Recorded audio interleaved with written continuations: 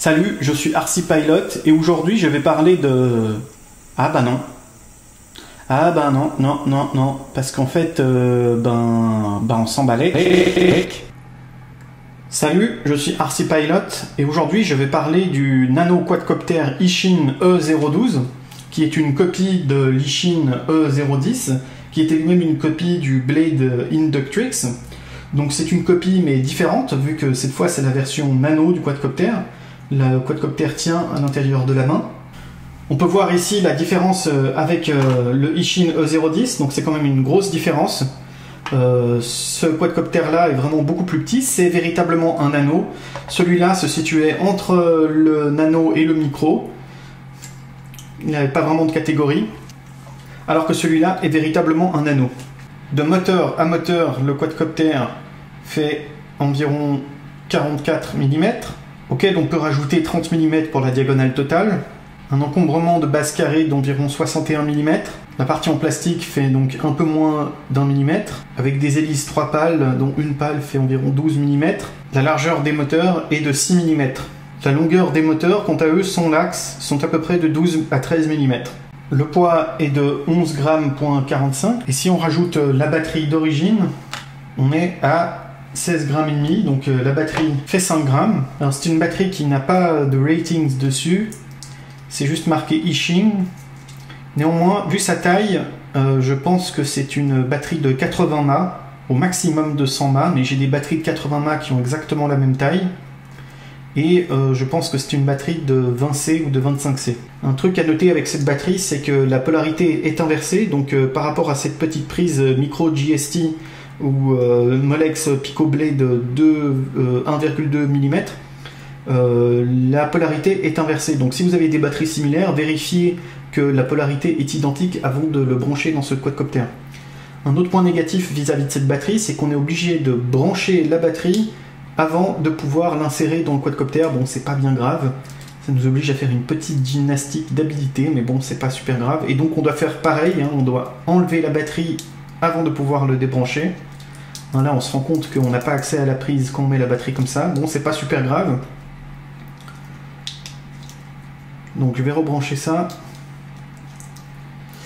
Donc là, ce qu'on constate, c'est son des LED vertes qui clignotent, une LED rouge à l'arrière et une LED blanche à l'avant qui est vraiment très puissante, très brillante. Là, on voit qu'elle éclaire un petit peu dans ma main, donc on est très visible de nuit.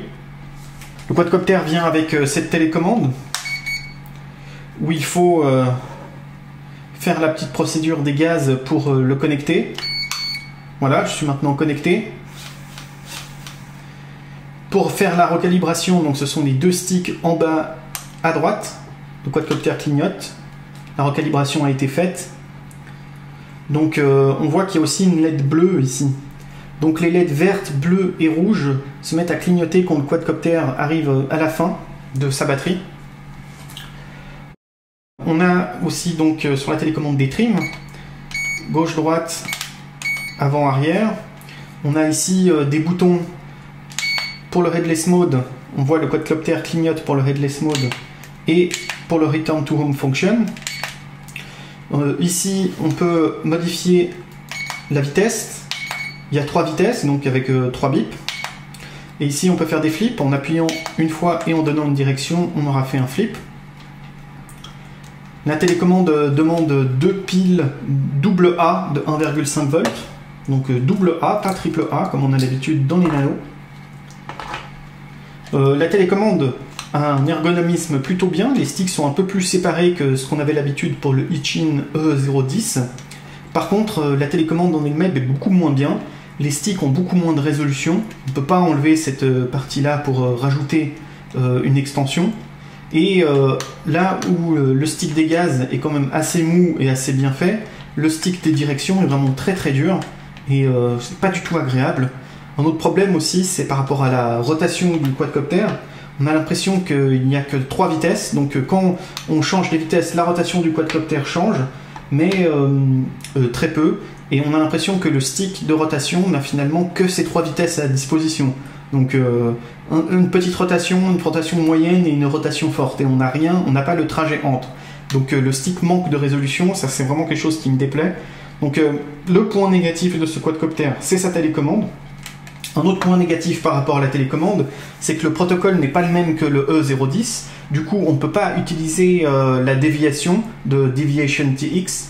Mais en regardant sur le forum, j'ai vu qu'il y a un Nightly Builds qui permet déjà de se connecter au quadcopter, mais il y a encore des problèmes. Donc peut-être ça va évoluer avec le temps. On faudra voir un peu plus tard ce que les experts et les vétérans de Deviation TX arrivent à en faire.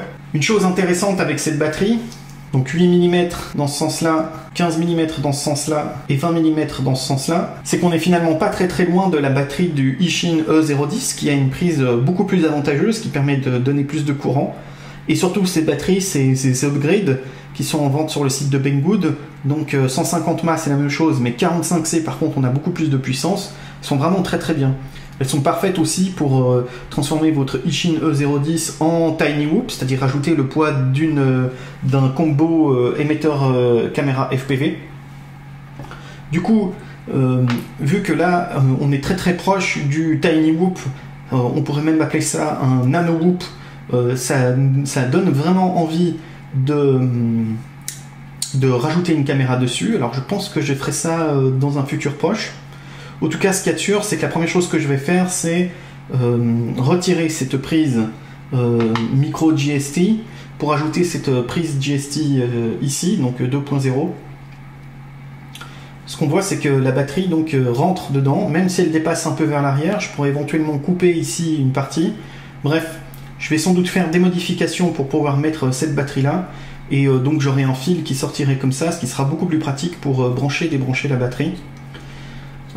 Quant à sa transformation en Tiny Whoop, je vais donc ouvrir le capot là pour que vous puissiez voir l'intérieur.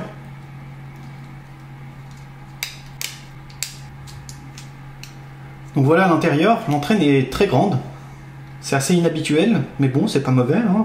Potentiellement ça peut rajouter un peu de distance. Le contrôleur de vol est vraiment très petit.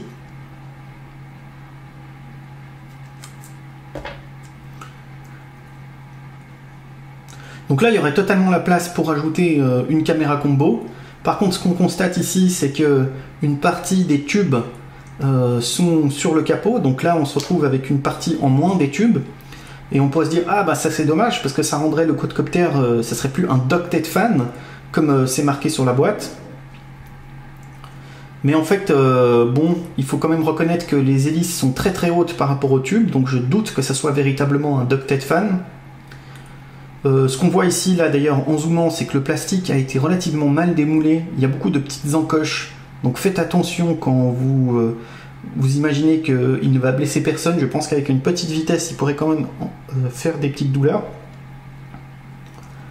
Ce qu'on constate aussi, c'est que sous les moteurs, il y a une petite tige en plastique, ici, qui monte, donc qui va soutenir le moteur et qui va faire que le moteur dépasse un petit peu de sa protection en plastique. Donc je me demande vraiment pourquoi ils ont fait ça. Ça aurait été beaucoup plus judicieux de retirer cette tige en plastique et de laisser le moteur se glisser complètement à l'intérieur de sa protection pour laisser les hélices être complètement à l'intérieur du tube. Ça aurait été beaucoup mieux en termes d'aérodynamique. On aurait eu un vrai ducted fan, mais j'ai pas l'impression que c'était l'intention des fabricants. Je pense que leur intention était juste de protéger les hélices. Et vu que c'est la mode des Tiny Whoop, de faire simplement un Nano Whoop. Donc Sebidoki a déjà fait un Nano Whoop avec ce modèle, il a rajouté une caméra dessus, il a enlevé la LED, et je me disais que c'était assez intéressant, donc je vais peut-être faire ça dans le futur. Je vais peut-être aussi remplacer les moteurs, couper les petites tiges en plastique pour mettre des moteurs un peu plus longs et beaucoup plus puissants.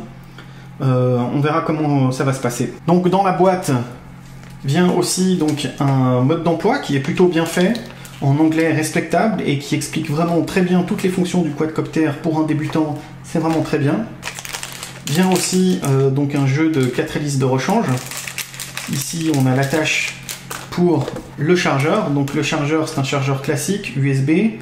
Quand on branche le chargeur dans une prise USB et que la batterie est branchée, une LED rouge s'allume, et au bout de 30 minutes la batterie est chargée, la LED rouge s'éteint.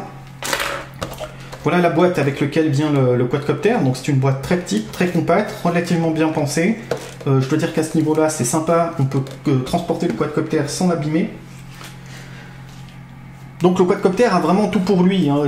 Il est relativement puissant, il est extrêmement petit, il est dans une mode de tiny whoop, et là ce sera peut-être le premier nano whoop de l'histoire. Il donne envie de faire des transformations, il vole très très bien, ça on verra tout à l'heure. Donc moi je pense que vraiment cet Ishin E012 est vraiment très bien, parfaitement recommandable, relativement bien pour un débutant, quoique le E010 est quand même nettement plus recommandé pour un débutant. Mais pour quelqu'un qui n'est pas un expert, le E012 va très bien. Et je pense que après les quelques modifications que je vais lui faire, donc changer la prise pour pouvoir mettre une upgrade de batterie et éventuellement rajouter une caméra combo, ce quadcopter deviendra vraiment totalement unique et vraiment super bien. Voilà, j'ai dit à peu près tout ce que je voulais dire sur ce quadcopter, et maintenant on va passer au test de vol. Bon, alors je vais maintenant tester ce petit Ishin E012. Je vais donc commencer par brancher la batterie.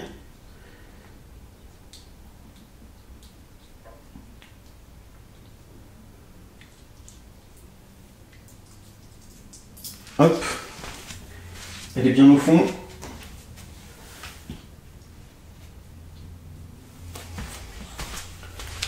Ensuite j'allume la télécommande. La petite procédure au bas. Ok, je suis bon, je fais une recalibration. Ok, c'est bon. Et ben alors c'est parti.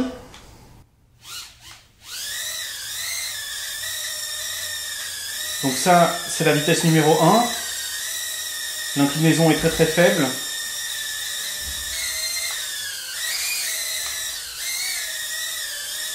Je vais passer directement en vitesse numéro 2. L'inclinaison est un peu mieux. Et la vitesse numéro 3, l'inclinaison est presque sportive. On remarque que le quadcopter s'incline plus vers l'avant que vers l'arrière, ce qui est plutôt bien. Donc là je suis revenu en vitesse 1 et maintenant on va tester la vitesse de rotation. Donc ça c'est la rotation de la vitesse 1, ça c'est la rotation de la vitesse 2, et ça c'est la rotation de la vitesse 3. Donc effectivement ça change un peu avec les vitesses.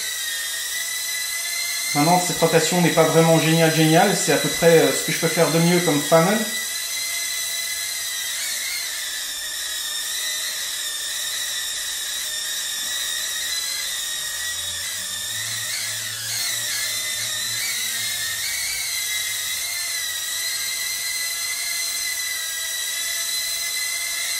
Ok, on va faire un petit test de punch. Donc je mets les gaz à fond.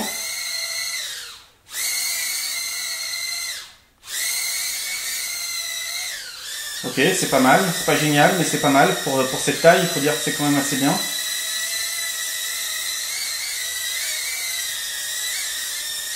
Alors, les flips.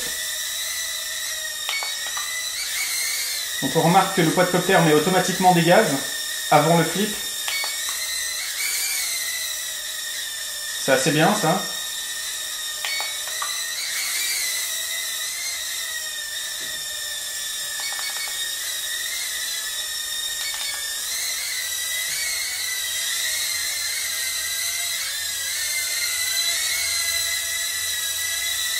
Ok, maintenant petit test de résistance face au plafond et au mur.